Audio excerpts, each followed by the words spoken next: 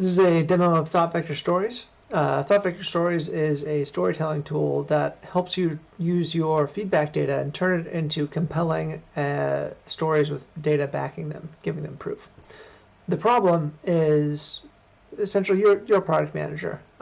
You have an ordered backlog. You judge impact for each thing. You order things by how best they can provide value to the customer, etc. That's cool, but the problem is interfacing with other humans. You go into meetings with your boss, and things are fairly stable in the backlog, except when he comes in and says, "You know what we got to do?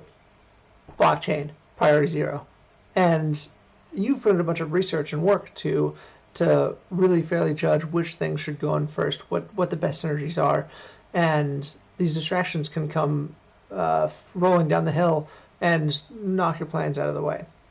Also, implementing things with engineering and launching them with marketing can be difficult when they don't fully understand the why behind things, how they should be implemented, and how best to talk about them to customers when they're being launched. Thought Vector Stories solves this by helping you take your feedback data, which you're already measuring, getting from NPS surveys, customer satisfaction feedback, or reviews posted online, and helps you turn it into proof for your backlog so that you can say how much impact is going to be caused by fixing a certain feature or making a certain change in your product. As we can see here, this is the top-level view. Each of these is a story that is a subject or something that people are talking about, and is connected to some feature or something that you want to fix, maybe a bug. Here we can see additional and hidden fees.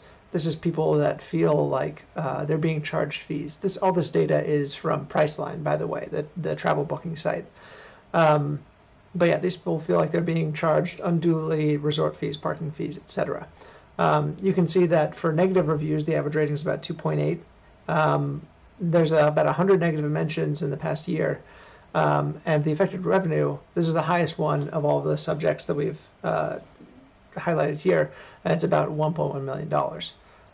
To get a little bit more color on this, say you're an engineer and you want to understand a bit more of the details, you can look at these key mentions here, which are salient sentences automatically picked out from the feedback. You can also pin feedback to pick just the right sentences to really illustrate the point.